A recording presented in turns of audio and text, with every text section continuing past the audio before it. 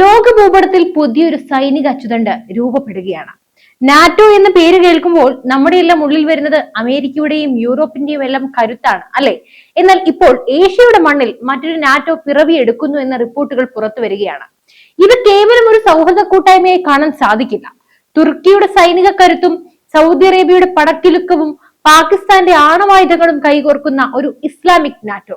ഭാരതത്തെ സംബന്ധിച്ചിടത്തോളം ഇതൊരു നിസ്സാര വാർത്തയല്ല. കഴിഞ്ഞ മെയ് മാസത്തിൽ നടന്ന ഓപ്പറേഷൻ സിന്ദൂർ നമ്മൾ മറന്നിട്ടില്ല. അന്ന് പാകിസ്ഥാൻ ഇന്ത്യക്കെതിരെ ഉപയോഗിച്ചത് തുർക്കിയുടെ ഡ്രോണുകളായിരുന്നു. ഇപ്പോൾ ഇതാ ആ തുർക്കിയും പാകിസ്ഥാനും സൗദിയും ചേർന്ന് ഒരു ഔദ്യോഗിക പ്രതിരോധ സഖ്യത്തിലേക്ക് നീങ്ങുന്നു. ഇന്ത്യയുടെ അതിർത്തികളിൽ ഇതെന്ത് മാറ്റമുണ്ടാക്കും?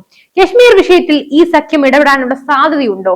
ഈ മാറ്റം ഇന്ത്യയെ ഒരു ടു ഫ്രണ്ട് വാർ സാഹചര്യത്തിലേക്ക് തള്ളിയിടുമോ? വിശദമായി പരിശോധിക്കാം. അപ്പോൾ ഇന്ന് നമ്മൾ പരിശോധിക്കുന്നത് ലോകം ഉറ്റുനോക്കുന്ന, ഇന്ത്യ സംശയത്തോടെ നോക്കിക്കാണുന്ന ഈ പുതിയ സൈനിക സഖ്യത്തിന്റെ ഉള്ളറകളാണ്. യഥാർത്ഥത്തിൽ എന്താണ് ഈ സഖ്യം? ലളിതമായി പറഞ്ഞാൽ നാറ്റോയുടെ ആർട്ടിക്കിൾ 5 എന്ന വ്യവസ്ഥയെ മാതൃകയാക്കിയിട്ടുള്ള ഒരു നീക്കമാണിത്. നാറ്റോയിലെ ഒരു അംഗരാജ്യത്തെ ആരെങ്കിലും ആക്രമിച്ചാൽ അത് സഖ്യത്തിലെ എല്ലാ രാജ്യങ്ങളെയും ആക്രമിച്ചതിന് തുല്യമായി കണക്കാക്കുകയും എല്ലാവരും ചേർന്ന് തിരിച്ചടിക്കുകയും ചെയ്യും. ഇതാണ് ഇതിന്റെ നയം. സൗദി അറേബ്യയും പാകിസ്ഥാനും തമ്മിൽ ഇപ്പോൾ ഒപ്പുവെച്ചിരിക്കുന്ന തന്ത്രപരമായ പ്രതിരോധ കരാർ കൃത്യമായി ഇതാണ് പറയുന്നത്. ഇതിലേക്ക് തുർക്കി കൂടി എത്തുമ്പോൾ ചിത്രം മാറുകയാണ്. തുർക്കി വെറുമൊരു രാജ്യമല്ല, നാറ്റോയിലെ രണ്ടാമത്തെ വലിയ സൈനിക ശക്തിയാണ്. അത്യാധുനിക ഡ്രോണുകളും 5ാം തലമുറ യുദ്ധവിമാനങ്ങളും നിർമ്മിക്കുന്ന തുർക്കി ഈ സഖ്യത്തിന്റെ ടെക്നോളജി ഹബ്ബായി മാറും. എന്തുകൊണ്ടാണ് പെട്ടെന്ന് ഇങ്ങനെ ഒരു സഖ്യം രൂപപ്പെടുന്നത്? ഇതിന് പിന്നിൽ ഒരു പ്രധാന സംഭവമുണ്ട്.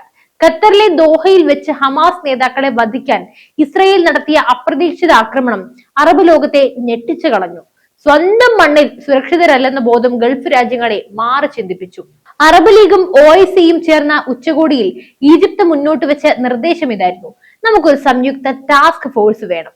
മേഖലയിൽ ഇസ്രയേലിന്റെ വിപുലീകരണ പദ്ധതികളെ തടയാനും സ്വന്തം സുരക്ഷ ഉറപ്പാക്കാനും പാകിസ്ഥാൻ ഈ ആശയത്തെ ശക്തമായി പിന്തുണച്ചു. ഇതിന്റെ തുടർച്ചയായിട്ടാണ് സൗദിയും പാകിസ്ഥാനും കൈകോർത്തതും തുർക്കി വാതിലിൽ മുട്ടുന്നതും. ഇതെങ്ങനെ ഇന്ത്യക്ക് വെല്ലുവിളിയാകും? പരിശോധിക്കാം. ഇതിനെ വിശകലന വിദഗ്ധർ വിളിക്കുന്നത് ഹെക്സഗൺ സെക്യൂരിറ്റി ചലഞ്ച് എന്നാണ്. സൗദി അറേബ്യ സഖ്യത്തിന് ആവശ്യമായ ഭീമമായ തുക കണ്ടെത്തുന്നത് സൗദി ആയിരിക്കും. ലോകത്തെ ഏറ്റവും വലിയ എണ്ണ ഉൽപാദകരിൽ ഒരാളായി സൗദിയുടെ സാമ്പത്തിക സ്വാധീനം ചെറുതൊന്നുമല്ല. അടുത്തത് പാകിസ്ഥാൻ. സഖ്യത്തിലെ ഏക ആണവ ശക്തിയാണ് പാകിസ്ഥാൻ. ദശലക്ഷക്കണക്കിന് സൈനികരെ അണിനിരത്താനുള്ള പാകിസ്ഥാന്റെ ശേഷിയും അവരുടെ ബാലിസ്റ്റിക് മിസൈൽ സാങ്കേതിക വിദ്യയും സഖ്യത്തിന്റെ കരുത്ത് വർദ്ധിപ്പിക്കും. മൂന്നാമത് തുർക്കിയാണ്. തുർക്കിയിലേക്ക് വരുമ്പോൾ ഡ്രോൺ സാങ്കേതിക വിദ്യയിൽ ലോകം ഇന്ന് തുർക്കിയെ ഭയക്കുന്നുണ്ട്. ഉക്രൈൻ റഷ്യ യുദ്ധത്തിലും അസർബൈജാൻ അർമേനിയ യുദ്ധത്തിലും തുർക്കിയുടെ ബൈറാക്ടർ TB2 ഡ്രോണുകൾ വിധിമാറ്റി മറച്ചു. ഇപ്പോൾ പാകിസ്ഥാനും സൗദിയും ഈ ഡ്രോണുകൾ സ്വന്തമാക്കി കഴിഞ്ഞു. എന്നാൽ അതേസമയം തന്നെ നമ്മുടെ ഓപ്പറേഷൻ സിന്ദൂറിലേക്ക് വരുമ്പോൾ ഇതേ ഡ്രോണുകൾ ചാരമായതും ചാമ്പലായതും നമ്മൾ കണ്ടതാണ്. ഇനി നമുക്ക് പ്രധാന കാര്യത്തിലേക്ക് വരാം. ഇന്ത്യക്ക് എന്തിനാണ് ഈ സഖ്യം വലിയ തലവേദനയാകുക എന്ന സംശയത്തിലേക്ക്.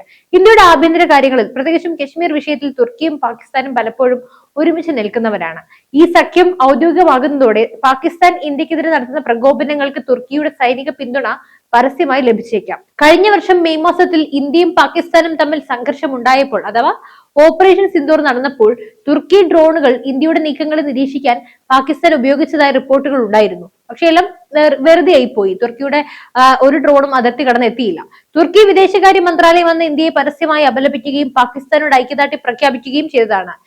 അപ്പോൾ ഇന്ത്യ ഭയക്കുന്നത് ഭാവിയിൽ ഒരു യുദ്ധം ഉണ്ടായാൽ തുർക്കിയുടെ നേരിട്ടുള്ള സൈനിക സഹായം പാകിസ്ഥാന് ലഭിക്കുമെന്നാണ്. പാകിസ്ഥാന്റെ നാവിക സേനയ്ക്ക് യുദ്ധക്കപ്പലുകൾ നിർമ്മിക്കുന്നതും F-16 വിമാനങ്ങൾ നവീകരിക്കുന്നതും തുർക്കിയാണ്.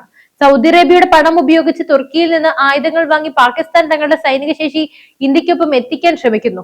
ഇത് മേഖലയിലെ സൈനിക സന്തുലിതാവസ്ഥ തകർക്കും. എന്നാൽ ഇന്ത്യ കയ്യും കെട്ടിയിരിക്കുകയാണോ?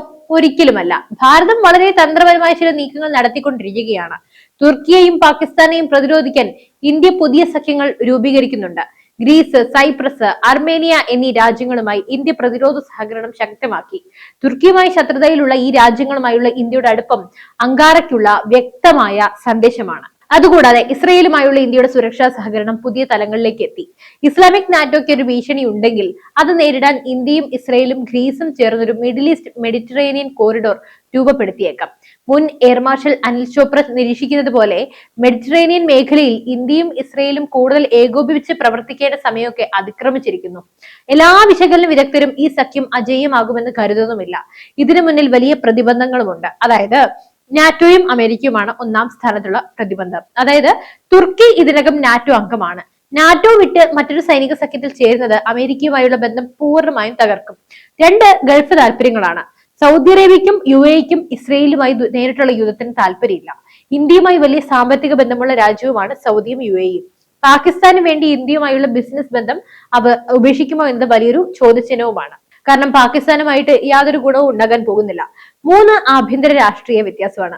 ഈ രാജ്യങ്ങൾക്കിടയിലുള്ള രാഷ്ട്രീയ കാഴ്ചപ്പാടുകൾ വ്യത്യസ്തമാണ്.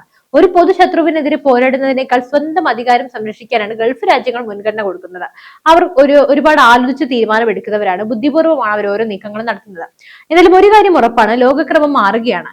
ഇന്ത്യയുടെ അയൽപ്പക്കത്ത് പുതിയ ശക്തി കേന്ദ്രങ്ങൾ രൂപപ്പെടുമ്പോൾ നമുക്ക് ഉറങ്ങാൻ കഴിയില്ല, കയ്യും കെട്ടി നോക്കിയിരിക്കാനും സാധിക്കില്ല.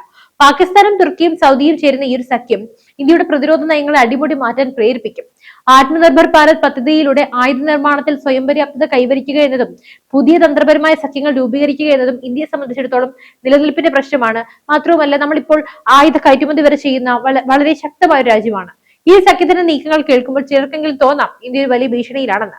എന്നാൽ യാഥാർത്ഥ്യം മറ്റൊന്നാണ്. ലോകത്തെ മൂന്നാമത്തെ വലിയ സാമ്പത്തിക ശക്തിയും ലോകത്തെ നാലാമത്തെ വലിയ സൈനിക ശക്തിയുമായ ഭാരതം ഈ നീക്കങ്ങളെല്ലാം വളരെ സൂക്ഷ്മമായി നിരീക്ഷിക്കുകയും കൃത്യമായ മറുപടികൾ നൽകിക്കൊണ്ടിരിക്കുകയുമാണ്. ചരിത്രം പരിശോധിച്ചാൽ നമുക്കൊരു കാര്യം വ്യക്തമാകും. പ്രതിസന്ധികളാണ് ഇന്ത്യയുടെ കരുത്ത് എപ്പോഴും വർദ്ധിപ്പിച്ചിട്ടുള്ളത്. ആദ്യമായി നമ്മൾ മനസ്സിലാക്കേണ്ടത് ഇന്ത്യയുടെ സൈനിക ആധുനികവൽക്കരണമാണ്.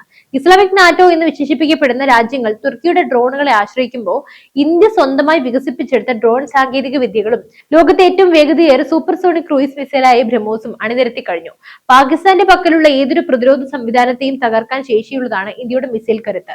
സഖ്യമുണ്ടാക്കി ഇന്ത്യയെ വളയാമെന്ന് ആരെങ്കിലും കരുതുന്നുണ്ടെങ്കിൽ അവർ മറന്നു പോകുന്ന ഒരു കാര്യമുണ്ട്. ഇന്ത്യ ഇന്ന് വെറും ഒരു ആയുധം വാങ്ങുന്ന രാജ്യമല്ല, മറിച്ച് ആയുധം നിർമ്മിച്ച് കയറ്റുമതി ചെയ്യുന്ന വളരെ ശക്തമായൊരു സൈനിക അടിത്തറയുള്ള രാജ്യമാണ്. രണ്ടാമതായി ഇന്ത്യയുടെ ഡിപ്ലോമാറ്റിക് മാസ്റ്റർ സ്ട്രോക്ക് ആണ്. നമ്മൾ കാണാതെ പോകരുത്. അതായത് തുർക്കിയും പാകിസ്ഥാനും ഇന്ത്യക്കെതിരെ ഒരുമിക്കുമ്പോൾ ഇന്ത്യ അവരെ തളയ്ക്കാനായി അവരുടെ തന്നെ ശത്രുക്കളുമായും അയൽരാജ്യക്കാരുമായും ഒക്കെ ശക്തമായ സഖ്യം ഉണ്ടാക്കി കഴിഞ്ഞു. ഗ്രീസുമായി ഇന്ത്യ ഇന്ന് പുലർത്തുന്ന തന്ത്രപരമായ ബന്ധം ഇതിന് ഏറ്റവും വലിയ ഉദാഹരണമാണ്. മെഡിറ്ററേനിയൻ കടലിൽ തുർക്കിയുടെ മേധാവിത്വം തടയാൻ ഇന്ത്യ ഗ്രീസിനും സൈപ്രസിനും ആയുധങ്ങളും പിന്തുണയും നൽകുന്നുണ്ട്. അതോടൊപ്പം അർമീനിയയ്ക്ക് ഇന്ത്യ നൽകുന്ന പിനാക്ക എന്ന റോക്കറ്റ് സിസ്റ്റങ്ങളും മറ്റ് ആയുധങ്ങളും തുർക്കിയുടെയും പാകിസ്ഥാന്റെയും എല്ലാം താല്പര്യങ്ങൾക്ക് വലിയ പ്രഹരമാണ് ഏൽപ്പിക്കുന്നത്. ശത്രുവിന്റെ ശത്രുവിനെ മിത്രമാക്കുക എന്ന ചാണക്യ തന്ത്രമാണ് മോദിയുടെ ഭാരതം ഇവിടെ പയറ്റുന്നത്. ഇനി ഇസ്രയേലുമായുള്ള ഇന്ത്യയുടെ ബന്ധം നോക്കാം.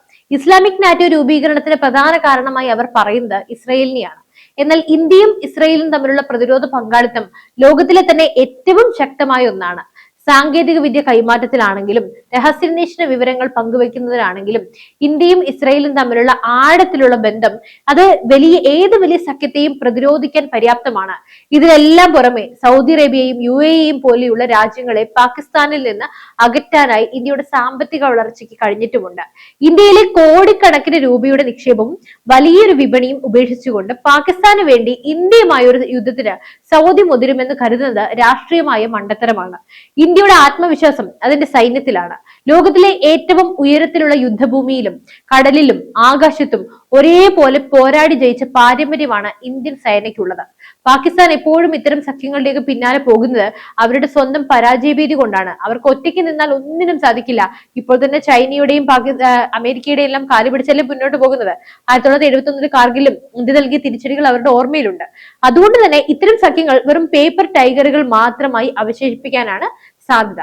നമ്മുടെ രാജ്യം ഇന്ന് സൈനികമായും സാമ്പത്തികമായും നയതന്ത്രപരമായും അതിന്റെ പൂർണ്ണ സുവർണ കാലഘട്ടത്തിലൂടെയാണ് കടന്നു പോകുന്നത്.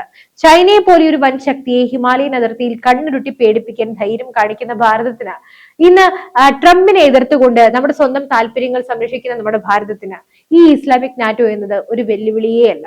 വെറും ഒരു രോമത്തിന്റെ വില പോലും നമ്മുടെ ഈ ഒരു ഇസ്ലാമിക് നാറ്റോ എന്ന ഈ ഒരു സഖ്യത്തിന് കൊടുക്കുന്നില്ല എന്നതാണ് ഏറ്റവും വലിയ സത്യം, ഏറ്റവും വലിയ തമാശയും.